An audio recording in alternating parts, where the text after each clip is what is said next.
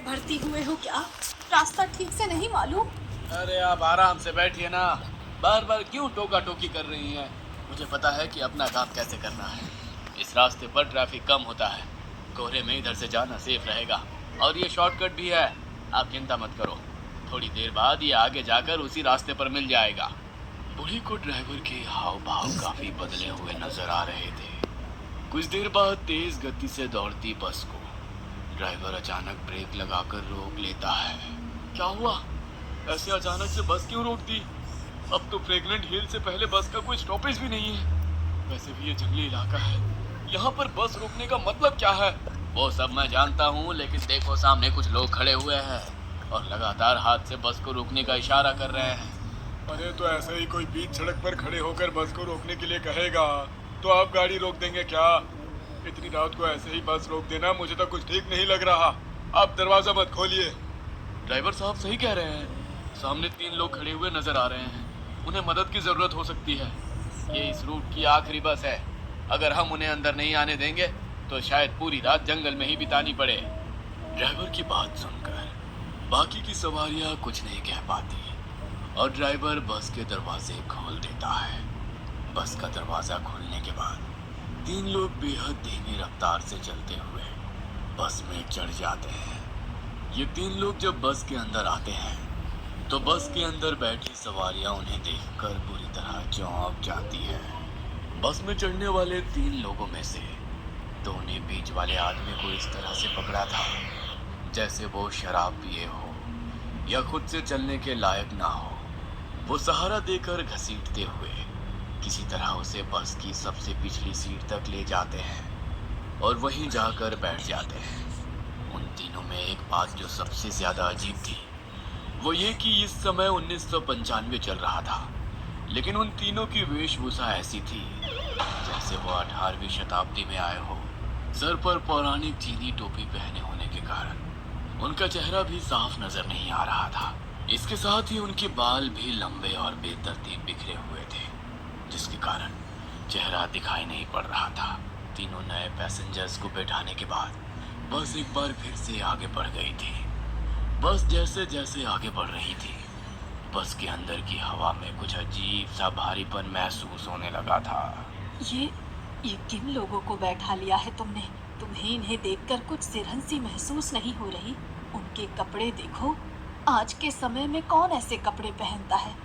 इतने पुराने और भद्दे लग रहे हैं, जैसे कभी धुले ही नहीं हैं। आपने गौर किया? बस के अंदर अचानक दुर्गंध फैल गई है। ऐसा लगता है जैसे कुछ सड़ रहा है यहाँ। मुझसे तो सांस भी नहीं ली जा रही है। ये क्या बोल रही हैं आप? ऐसा तो कुछ भी नहीं है। इधर पीछे गांव में एक थिएटर है। ये लोग उधर नाटक कंपनी से ही आए होंगे। आप उन पर ध्यान मत दीजिए। जब से वो लोग बस में आए तब से 1 इंच भी हिले नहीं, ना ही उन्होंने कोई बात की। फिर तुम्हें कैसे पता कि वो थिएटर से आए हैं? तुम उनकी तरफदारी क्यों कर रही हो? 5 किलोमीटर के बाद आपका स्टॉपेज आ जाएगा, तब तक चुप करके बैठो, समझी?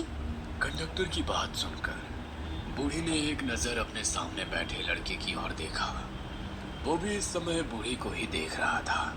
बूढ़ी कुछ देर तक बेचैनी में इधर उधर देखती है और उसके बाद सामने वाले लड़के को घूरने लगती है। बस अब जंगल पार करने के बाद फ्रेग्रेंट हिल्स जाने वाली मेन रोड पर आ गई थी। हमें इधर ही उतार दो। कपल बस से उतर कर जा चुका था। उनको बस से उतर कर जाते देख कंडक्टर की आंखों में कुछ बेचैनी सी नजर आ रही थी। कंडक्टर के समझाने के बाद भी बस में बैठी बूढ़ी औरत कभी पीछे मुड़कर उन तीनों अजीब पैसेंजर्स को देखती तो कभी सामने बैठे लड़के को। अचानक, ए लड़के, मेरा पर्स लिया ना तुमने? बूढ़ी औरत देखकर फायदा उठाता है, हाँ? क्या कहा? मैंने पर्स उठाया? मैं चोर नजर आता हूँ क्या? हाँ, चोर ही नजर आता है। तेरी शक्ल पर लिखा है तू 1 नंबर का चोर है। निकाल मेरा पर्स। बूढ़ी के इस तरह आंखें दिखाकर चोरी का इल्जाम लगा देने से वह लड़का भी बुरी तरह बौखला गया था। आपकी उम्र का लिहाज कर रहा हूँ वरना। अरे क्या बेहूदगी है ये? मैं तो जानता भी नहीं आपके पास पर्स था भी या नहीं। बूढ़ी की आवाज लगातार बढ़ती जा रही थी और उसी के साथ अब लड़का भी गुस्से में आ गया था। तू उतर नीचे, तुझे मैं तेरी औकात दिखाती हूँ। अभी पुलिस को तेरी शिकायत करूंगी। सीनियर सिटीजन्स की ताकत अभी पता नहीं है तुझे, समझा? बूढ़ी और वो लड़का अब ड्राइवर के पास खड़े होकर बस रोकने के लिए चिल्लाना शुरू कर देते हैं। उनका चीखना चिल्लाना देख ड्राइवर गुस्से में बस बुक करके जाने देता है। अरे माता जी, अब आप ऐसा करिए, पुलिस बुलाइए। अब पुलिस ही बताएगी मैं सही हूँ या गलत। पुलिस की जरूरत नहीं है। मैं जानती हूँ तुम बेकसूर हो, लेकिन तुम मेरे पोते की उम्र के हो। तुम्हें उस बस में अकेले नहीं छोड़ सकती थी, इसीलिए मैंने ये सब किया। मतलब वो सब ड्रामा था? अरे आपको पता भी है आपने क्या किया?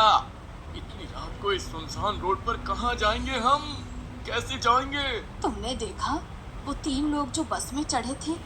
तुम कान में गाने लगाकर मस्त हो गए थे, लेकिन मेरी ये बूढ़ी आंखें बहुत बेचैन थी।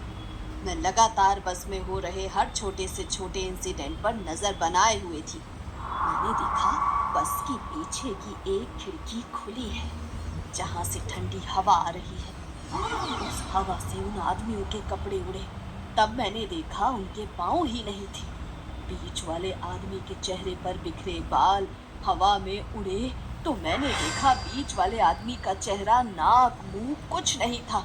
हमारे गांव में ऐसे लोगों को प्रेत कहा जाता है। मैं कंडक्टर को उनके बारे में बताना चाहती थी। मैंने पर्स से छोटा आईना निकाला। उस आईने में कंडक्टर साफ दिखाई देना चाहिए, लेकिन मेरी कोशिश करने के बाद भी मैंने देखा कंडक्टर का चेहरा आईने में दिखाई ही नहीं पड़ रहा है।